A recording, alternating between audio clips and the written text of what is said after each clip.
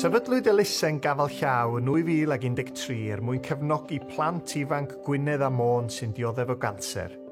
Ers dechrau, yn ogystal â'i hymrwymiad i gefnogi ysbyty Alderhay yn Lerpwl, mae'r elusen yn cefnogi uned plant ysbyty Gwynedd, a'r holl arian maen nhw'n ei hel yn mynd tuag at wella'r cyflystera a'r gwasanaethau ar gyfer y plant. A mae'r arian diweddar wedi cael ei gasglu i greu ystafell folchi newydd efo teclyn codi pwrpasol, a ystafell synhwyraidd a fydd yn help mawr i'r plant ar wardia Dewi a Minffordd.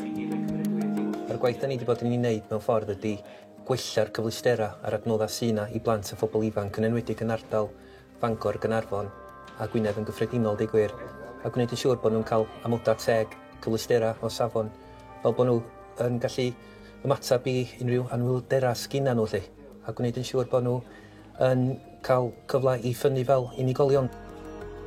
A'r teclyn codi pwrpasol sydd yn yr ystafell folchi newydd hefyd. Yndi, mae hwnna hefyd yn gynllun arall da ni wedi datblygu ac ariannu fel gafal llaw. Eto, o'na ddim teclyn mynediad hawdd i blant a phobl ifanc, yn enwedig i gael bath neu siawr neu fynd i'r toilet.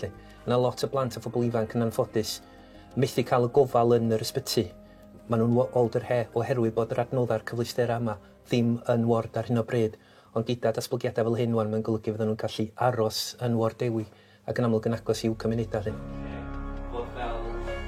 A mae pob elusen angen help i ariannu y math yma o brosiect. A dyna lle mae caredigrwydd pobl fel Kevin Wyn Jones yn hanfodol, a cyntaf wedi wynebu sawl salwch yn ei deulu. Yn gynharach eleni fe gollodd ei wraig o ganser yr ymennydd, a'i dymuniad hi oedd codi arian i'r ward yma, ble cafodd ei merch ofal am juvenile arthritis yn ystod ei blynyddoedd cynnar. Blwyddyn yma dechrau blwyddyn, gollodd y genodd ei mam, Eleri, wraig, i cancer ar y menydd, ac trwy hynny, da ni di, mae'n arian o pobl di bod mor hael a wedi hel, a da ni wedi helpu buddsoddi arian i'r llawr yn y sensi rwm yn yr ysbyty yma.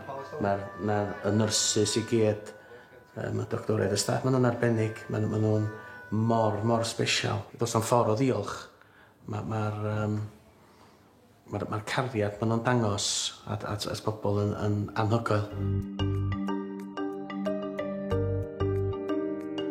Mae'r stafell synhwyra'n benodol yn mynd i roi gwahaniaeth mawr i'r darpariaeth sgynnon ni plant ar y ward. Mae'n draddodiadol yn stafell sy'n cael ei defnyddio gin blant efo anghenion eitha dwys a chymleth, ond mae hefyd ar gael i bawb. Yna rei plant yn treulio canran fawr o'i bywydau'n sbyty, a maen nhw'n cael lot o brofiadau negyddol iawn. Maen nhw'n cael lot o brofion gwaed, maen nhw'n gorfod disgwyl am X-ray, maen nhw'n cael hambugs gen y ffisio, gen y meddygon, steddwch fyny, gorwal lawr, codwch y choesa.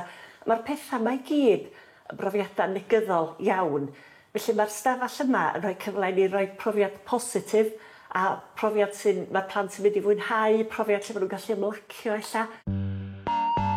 A mi oedd rhaid i rai o'r ymwelwyr a'r cleifion ifanc oedd yna ar y dydd gael golwg ar yr ystafell synhwyraidd i gael rhoi ei barn. Reit, mae ni ystafell boring wyn ma wan. Reit, fan'na chi. O, sbio gwir. Waw! Oce, ni'n actually... Sbio hyn. Fel i fo chdi'n ddisgwyl.